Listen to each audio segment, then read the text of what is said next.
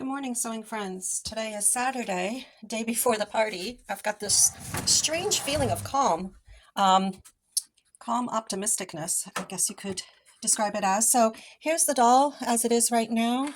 Um, Last night I pushed myself, I think it was about 9 o'clock when I finally stepped away from the sewing machine.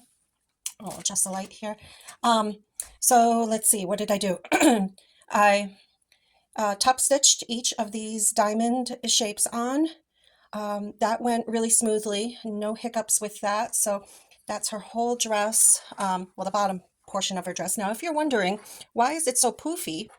It's because Elsa, of course, is underneath and her arms are pushing out the dress, just like Anna's arms would be pushing out Elsa's dress. So that's right here. Elsa's one arm is here and Elsa's other arm is right here.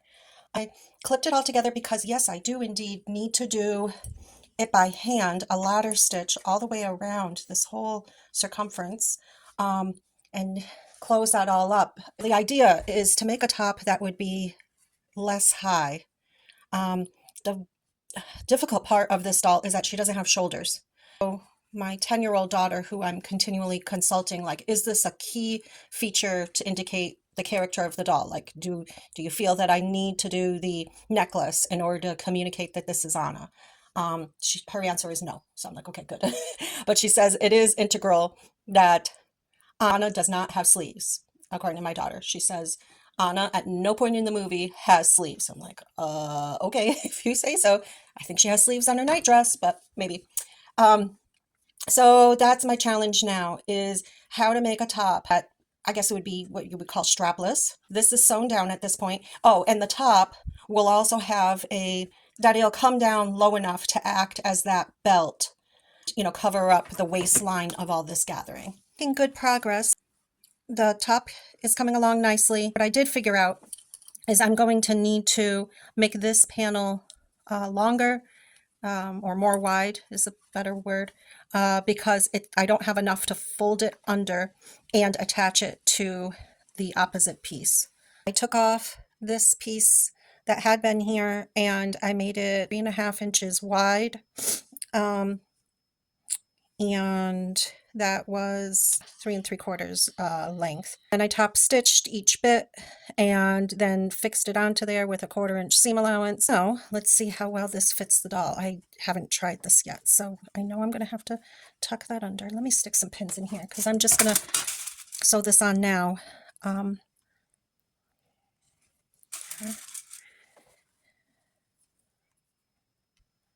There. Okay. And I'm just going to tuck it under without worrying too much. And I am going to stitch this down here. So let me get that all straightened. And I did stitch the skirt to her belly so that can't be shifted around. I didn't even second guess, the way it was on the front. But I think it turned out well, having these 2 stripes down the center. I didn't plan that. So that's in place. I'm going to tuck this under here. And let's see.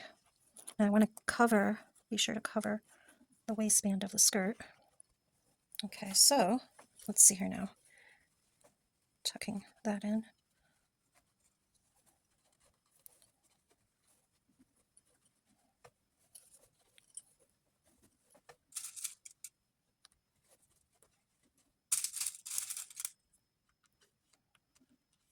There we go. Okay, so that looks like it's going to work. So I think that looks pretty good. So that's what I'm going to do now, is top stitch that all down.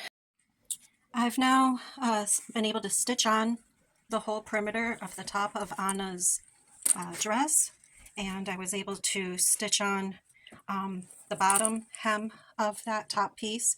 So that's all completed. I was going to then stitch this together using the milliner's needle, but then as I was doing a knot, the thread broke, and I just took it as a sign that, like, hey, stop procrastinating on the hair.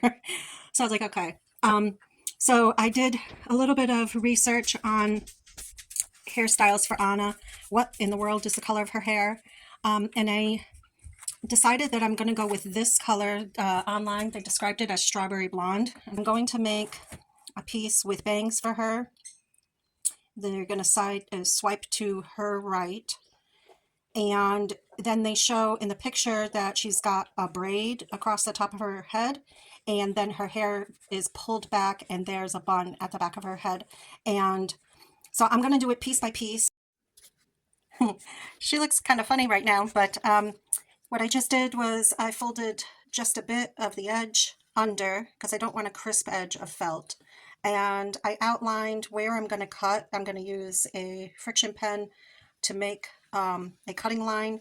This most forward pin, she looks like a person wearing a headscarf right now, but this most forward pin is where her bangs are going to part, because the photograph online that is in my inspiration, her bangs part right here. And then what I'm going to do is I'm going to top stitch by hand using embroidery thread. I'm purposefully going to leave out this bit of skin because her ears show in this hairstyle.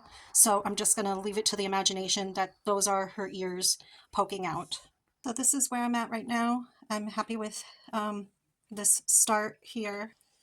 Done these stitches that you see here, these horizontal stitches. I did them over on her right side of her face, and I did them first with 3 bits of thread, one of like a reddish, oh here it is right here. It was 1 strand of this color, 1 strand of this color, and 1 strand of this blonde, and it looked much too bold. I didn't like the way it looked, so I took that out, and then I had a second attempt just putting those on, and I'm not sure if I like it. And then I used ladder stitch to fix the bangs down on the bottom perimeter. And now I'm contemplating my idea of it's coming up on 1 o'clock Saturday, and the party's tomorrow at 2. I really just need to stop second guessing myself and just do it.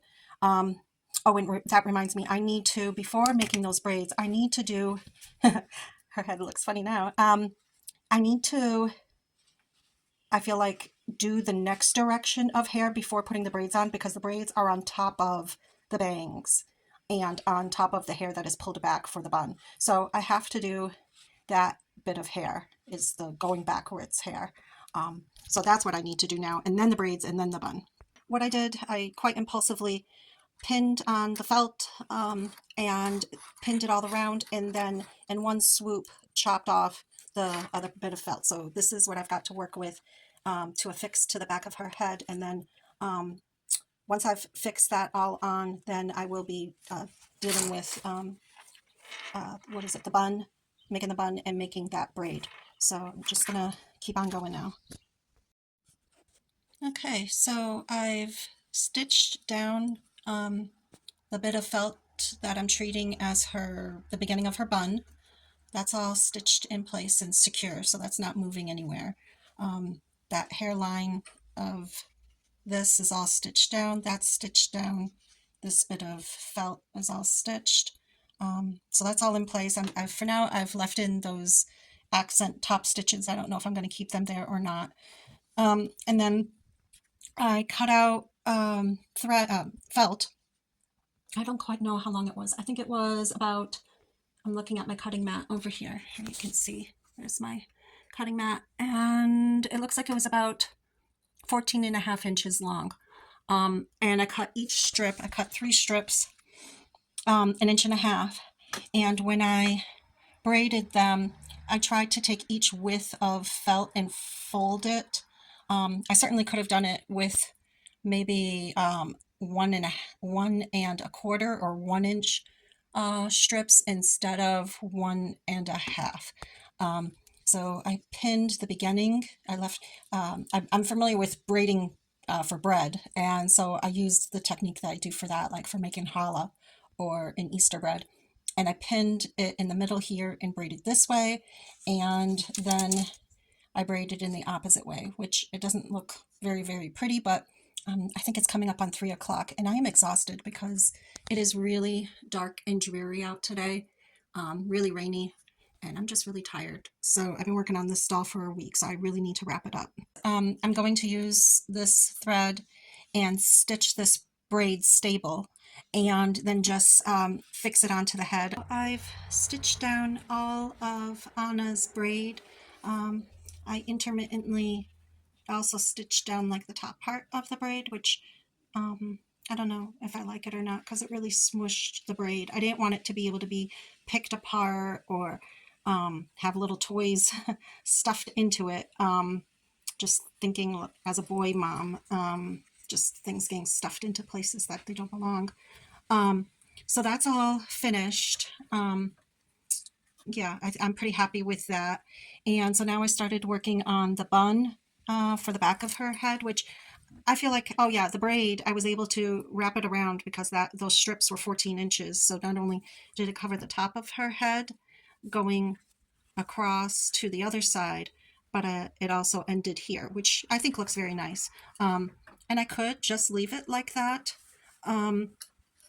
But I asked my 10-year-old daughter and she's like, oh no, you need to do the bun. So I took a top off of a candle that's up here. Let me reach over and here was the top. I don't know how big that was. But anyways, I traced that out real quick without much second guessing. Did a hand gathering stitch.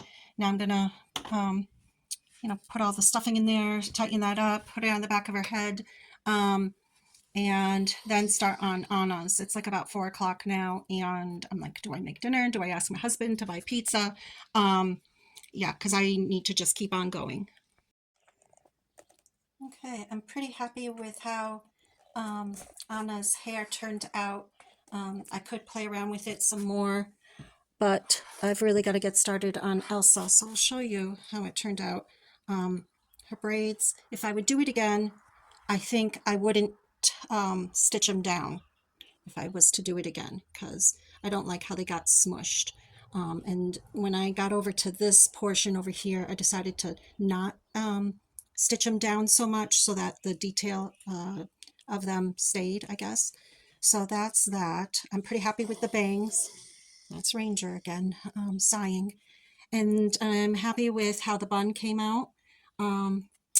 So if I have time for final details, I'll stitch on a white streak of hair there. And I think they have a white streak over here in her braid. And then my 10-year-old daughter said, oh, Mom, you do have to do a necklace. And I was like, oh my gosh, like, we're coming up on 4 o'clock and I haven't stitched together the dress yet. And I'm not sure about this cape because it keeps on popping out. But yeah, now I've got to conquer doing Elsa's head of hair. So I'm glad that I did do Anna's head first, her hair first, because now I know what I do want to do or don't want to do about the braid. I'm not stuffing the braid, I think, for Elsa, but I don't want to be stitching it down like I did here because it smushed it too much. Okay, so I've got to probably go make dinner. But I'm pretty happy with that. I've got Elsa now, trying not to see her as a towel head. There are moments when I see her like, oh, she's totally the character, and then other times I look at her and I think, oh, she's a towel head. So this is how I've got it all pinned on. I'm trying to bring out a look of her hair being tousled, and it's got waves in it. So I'm trying to create that with pleats in the felt, and I think I may put in stuffing underneath here. So I think what I'll do is secure all the back material, and as I'm securing the neckline on either side, I think I'll stuff, and that way I can create volume up here because Elsa's hair is supposed to have a lot of volume. And that way I think it'll less look like she's a towel head. And so, oh, and I did tack down this belt apron piece, and my stitches are not the best.